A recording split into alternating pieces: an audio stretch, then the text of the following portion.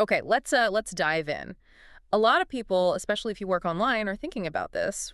How is AI really impacting SEO and, you know, the traffic you get? Yeah, it's a huge question right now. Is AI search just going to vacuum up all the website visitors? That's the big worry. Exactly. But the stuff we're looking at today, particularly some analysis by Elate Prince on Google's latest guidance, it kind of suggests maybe we don't need to panic quite so much. Right. It frames things like these AI overviews less as this massive threat and more as, well, an evolution of search, a shift. Okay, so our mission for this deep dive is really to pull out those key takeaways from Google's perspective. Through this analysis, we want to help you figure out what this shift actually means for your content. Maybe see it as, I don't know, a different kind of opportunity. And what's really, really striking is how much Google is sticking to its guns on the core stuff, Like what? like the absolute need to create genuinely unique, helpful content for people, not for bots, for actual humans. Which is kind of the golden rule of good SEO anyway, isn't it? Yeah. Focus on the user. It really is. Yeah. And alongside that, they're hammering home the page experience point. Is your site fast? Is it easy to navigate? Is it cluttered? Basically, don't make it annoying for people to use your site. High quality, original, useful stuff. Got it. And, the technical basics still absolutely apply. AI can't summarize or feature content it can't find. Ah, right. So it still needs to be crawlable, indexable by Google in the first place. Exactly. If Google can't index it, AI's not going to see it, period. Okay. But what if you maybe don't want a specific piece of content showing up in an AI overview?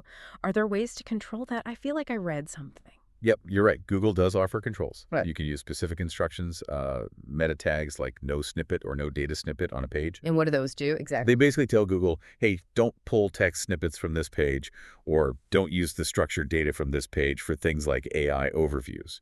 So you do have some level of control if you want to opt out specific content. Okay, that's good to know there are options. But let's say you do want your content featured. You want to be in those AI results. It sounds like how you structure your content becomes, well, critical. Absolute critical. The guidance really doubles down on using structured data, like schema markup, that accurately reflects what's actually on the page. Okay, so structured data, like FAQ markup, or Hmm. maybe how-to schema. Remind us quickly what those are for. Sure.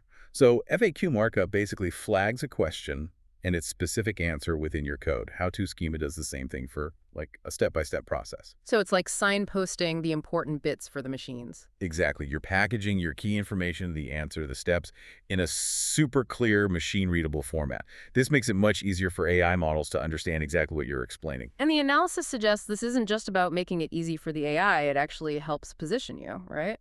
Yes, definitely. By using structured data effectively, you're basically saying, here's the clear answer, or here are the clear steps. That massively increases the chance that your content gets picked as the source for that bit of the AI overview. So you become the cited source, the brand leader, the expert right there in the search results. Precisely. And even if that doesn't lead to an immediate click, think about the brand awareness. Your name is associated with the answer. That's valuable. Yeah, it feeds into that bigger marketing picture, establishing authority right at the start. It does. It helps those AI models quickly scan, parse, and frankly, pick the content that's laid out most clearly. Okay, let's tackle the elephant in the room then. Fewer clicks. If the AI gives the answer, why would someone click through? That's the core fear, isn't it? It is. And this is where the analysis gets really interesting and maybe requires a bit of a mindset shift. The idea is, while the total number of clicks might go down, Mm-hmm. the clicks you do get could actually be much more valuable, higher quality. Wait, how does that work? Fewer clicks, but better clicks. Think about the user journey. If someone sees an AI overview, gets the basic answer, and still clicks through to your site, they're probably not just browsing anymore. Okay. They've likely got the gist. They're clicking because they want more.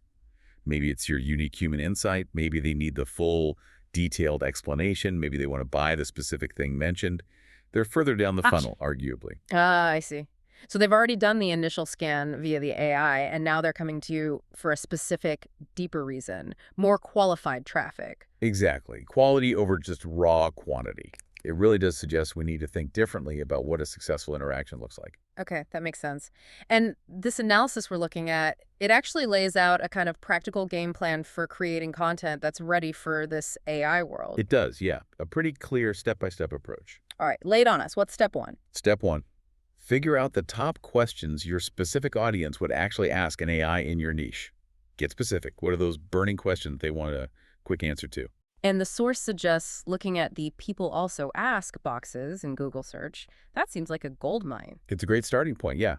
Those are real questions people are already asking. So Right. step 2, create content that directly and clearly answers those specific questions. A dedicated page, maybe, or just a really clear section in an existing article. Either could work.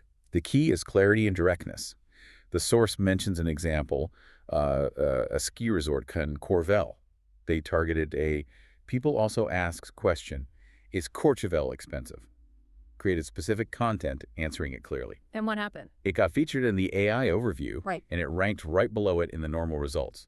Kind of proves the point, Yeah. Answer the question well, get visibility. Wow, okay. That's concrete. Answer the specific question people are asking. What's next? Step 3. Step 3 is adding that structure we talked about, the schema markup. FAQ schema for Q&As, HowTo for processes.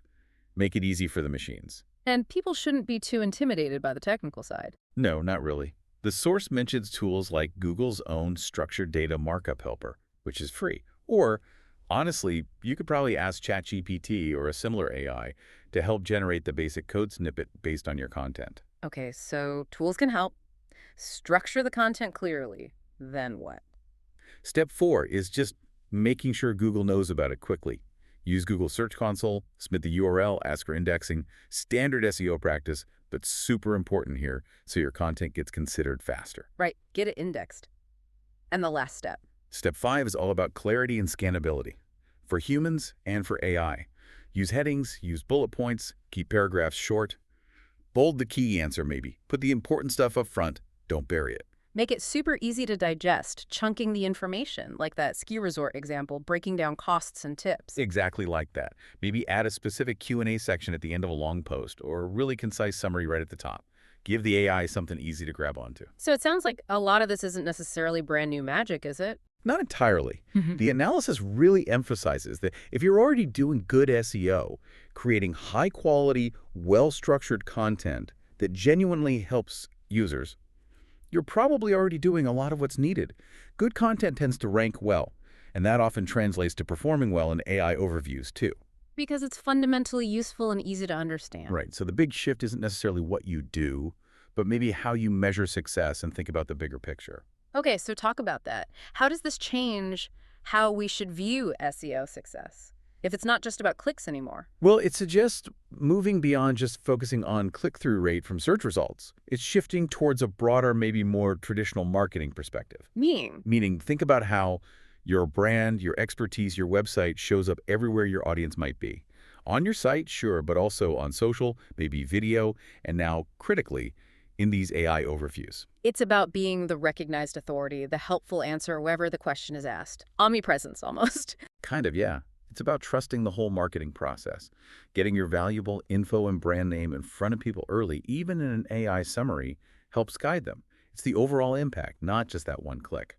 So wrapping this deep dive up, looking at Google's guidance through this analysis, it sounds like the message is, don't panic, double down on the fundamentals, great content, solid structure, but also start thinking bigger than just clicks. Exactly. Refine your approach based on quality and structure, and adjust how you measure success to include that broader brand visibility and authority you gain from being featured, even in AI summaries. It's about making sure your expertise is visible wherever people are looking, including these new AI spaces, which definitely leaves us with something to think about. If you start deliberately creating content to answer specific questions for AI overviews, how might that change your overall content strategy compared to just chasing broader keywords? That's an interesting wrinkle as we all navigate this evolving search world.